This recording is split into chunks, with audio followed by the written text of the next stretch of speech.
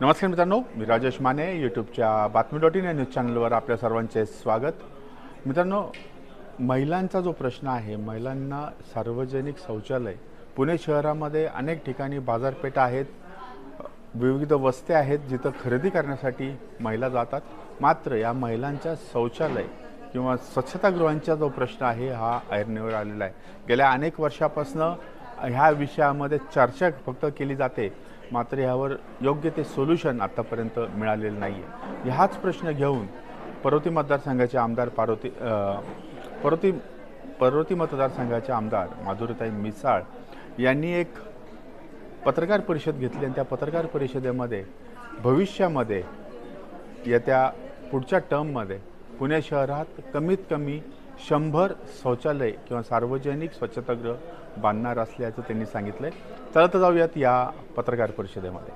आपण या माझ्या सर्व स्त्री शक्ती पुण्याची या टीम बरोबर पुणे शहरामध्ये एक महिलांचा सर्वे केला होता.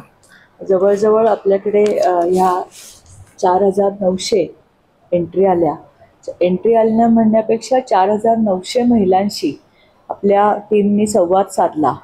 आणि हे अशासाठी होतं की आपण बघतो की 51% महिला या आमच्या मतदार आहेत आणि त्या महिला मतदार एक महिला प्रतिनिधी म्हणून आत्ता महिलांची काय मागणी आहे, त्यांच्या मनामध्ये आत्ता निश्चित काय अजेंडा आहे, काय चाललेलं आहे हे जाणून घेण्याची एक उत्सुकता होती.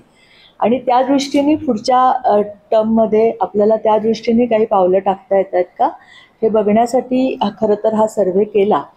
आणि सर्वेमध्ये जवळजवळ 93% महिलांची जी मागणी आली हे खूपच आश्चर्यजनक होतं की ज्या नोकरदार महिला बाहेर पडतात, ज्या गृहिणी आहेत, ज्या विद्यार्थिनी आहेत, त्या म्हणजे मग घरातली कुठलीही महिला असेल तरी तिला बाहेर पडायला लागतं.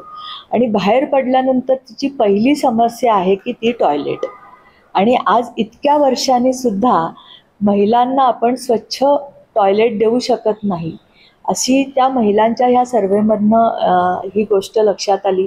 आणि मग बाकी पण बरेचसे विषय आले, पण ते सरप्रायझिंगली बाकीच्या 7% की बाबा स्ट्रीट लाईट्स पाहिजेत, पोलिसांचं आमच्या भागात पेट्रोलिंग पाहिजे, मुलं बाहेर गल्ली नाक्यावर बसून चेष्टा करतात, ह्या स्वसंरक्षणाचं तुम्हाला काहीतरी राबवलं पाहिजे, ह्या गोष्टी सगळ्या आल्या. पण सर्वात मोठी मागणी ही जी टॉयलेटची आली. आणि म्हणून आम्ही विचार केला, कारण टॉयलेटच्या विषयामध्ये मी स्वतः नगरसेवक झाल्यापासून आज जरी मी आमदार आहे, लोकप्रतिनिधी आहे, तर आमदार असताना सुद्धा आज आम्ही सुद्धा ह्या गोष्टी फेस करतोय. त्यामुळे मला ही महिलांची मागणी खरंच बरोबर वाटली. कारण आजही आम्ही ग्रामीण भागात तर सोडा, शहरी भागामध्ये जरी फिरत असेल तरी आम्हाला रस्त्यावर पण टॉयलेट्स मिळत नाहीत. खूप प्रचंड प्रमाणामध्ये ही गोष्ट आहे की आपल्या ह्याच्यामध्ये आपण महिलांचे स्वच्छ टॉयलेट पुरवू शकत नाही आणि आम्हाला कुठेही जायला लागतं. तर त्यामुळं मी हा सगळा विचार केला. आणि ज्यावेळेस नगरसेवक होते त्यावेळेस सुद्धा जिथे तुळशीबागेमध्ये हजारो महिला खरेदीला येतात आणि तिथे तर टॉयलेटची खूप गरज होती. ती पहिल्यांदा मी नगरसेवक झाल्यावर ओळखली आणि आपण तुळशीबागेत टॉयलेट बांधलं. ब्रेस्ट फिडिंगसाठी महिलांना एक तिथे सेंटर बांधलं.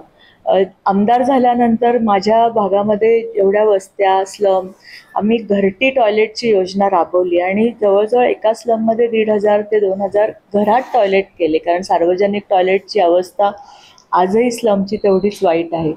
तर ह्या सगळ्या गोष्टी आपण करतच होतो.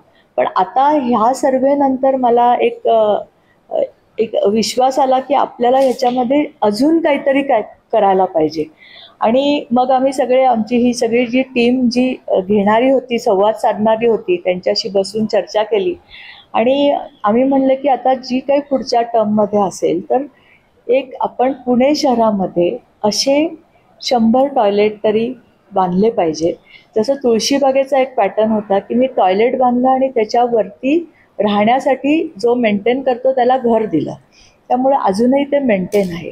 तर ते मेंटेन होण्यासाठी त्या पॅटर्नने 100 टॉयलेट्स आपण पुणे शहरामध्ये बांधली पाहिजे. ती कशी बांधणार तर महानगरपालिका जी काही राज्याच्या जे काही जागा असेल तर त्यांना आव्हान करणार, आम्हाला जागा द्या, आम्ही आमचं सतीश मिसाळ एज्युकेशन ट्रस्ट आहे, त्याच्यातर्फे काही निधीतर्फे जे पण असेल, आणि अशा गोष्टीला खूप CSR फंडला पण लोक पुढे येतात.